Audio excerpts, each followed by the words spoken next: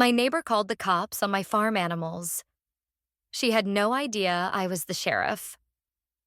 You ever have one of those mornings where the air's still, the sky's pink, and you think, maybe today will be peaceful? Yeah, that illusion shattered the second my neighbor screamed across the fence, "You're under citizen's arrest for goat harassment." I stood there, half asleep, shovel in one hand, feeding our alpacas, still wearing socks in my boots. Meanwhile, across the fence stood Linda Baxter, the newest transplant from LA, gripping a mug that said HOA hero, wearing a sparkly silk robe and filming me like she was auditioning for Real Housewives of Nowhere. What she didn't know was that the sheriff she was calling 911 on was me. Chapter 1. The Karen of Colorado Creek. Linda had moved into the last house on Hollow Birch Road 3 months ago, trading her condo life for some country charm. But she brought all her city complaints with her. First, it was the rural stench from my compost bin. Then, the threatening noises from my rooster, Benny, who was half blind and crowed like he was hiccuping through retirement. But this time, she claimed Benny's crowing was a vocal hate crime. She didn't even blink when I pulled up in the cruiser 10 minutes later in full uniform. She pointed at me like I was the villain on some courtroom TV show and screamed, "Arrest that man." I raised an eyebrow. "Ma'am, what seems to be the emergency?" Her face melted like cheap mascara. This is a conflict of interest. "Ma'am," I said. "Benny's older than your fake succulents. He's not planning a poultry uprising." But I knew this wouldn't stop here. Chapter 2. The War on Wind Chimes.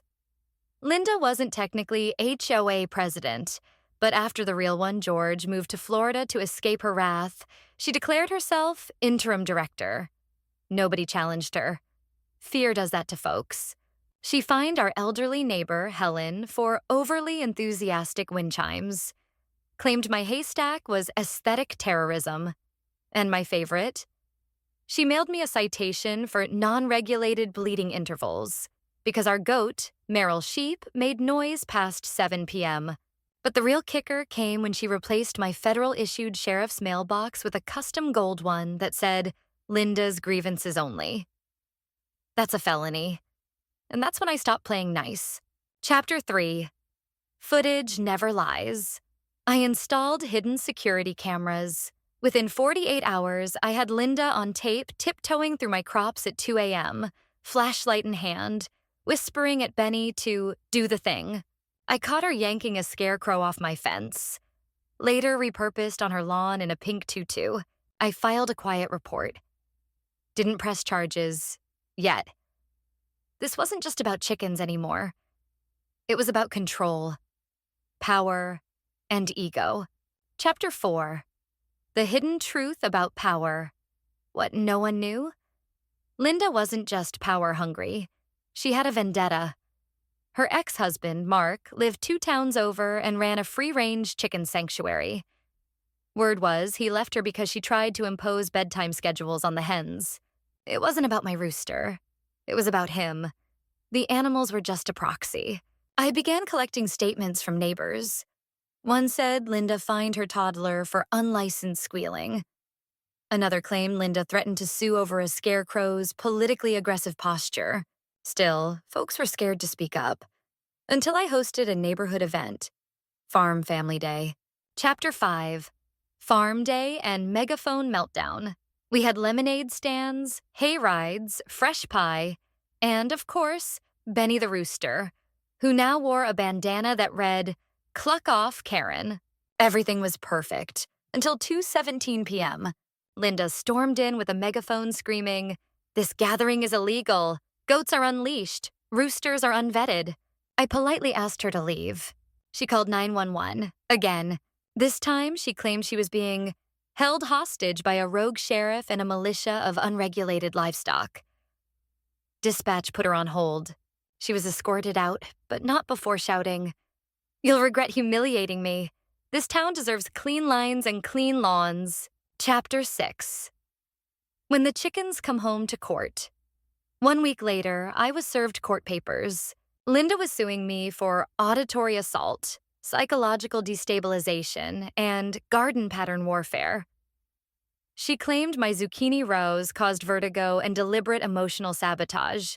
In court, she showed up in a neck brace and sunglasses like an off-brand Norma Desmond. Her lawyer tried to argue that Benny's crowing caused PTSD linked to her trauma with garbage trucks.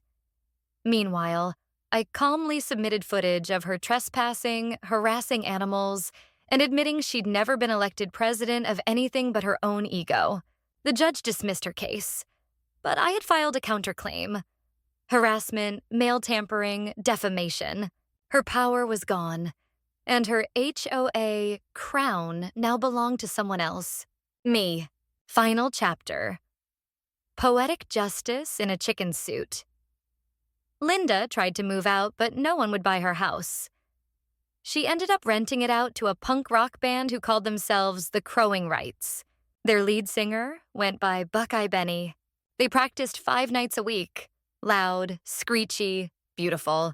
Linda stood in the driveway once, holding a protest sign that read, "Silence the chickens," wearing noise-canceling headphones. Someone turned it into a meme. It went viral in our town's Facebook group. Eventually, she packed up and left. No goodbyes. Just a pink mug in the mailbox that said, "Retired HOA Queen." I kept it, as a trophy. Your turn. Have you ever had a neighbor try to control your life? Would you have gone as far as I did? Do you think I went too far with the rooster prank, or was it justified? Let me know in the comments. Was this justice, or just a good old country-style revenge? Drop your thoughts below. And don't forget, sometimes the best way to fight back is to let the rooster crow.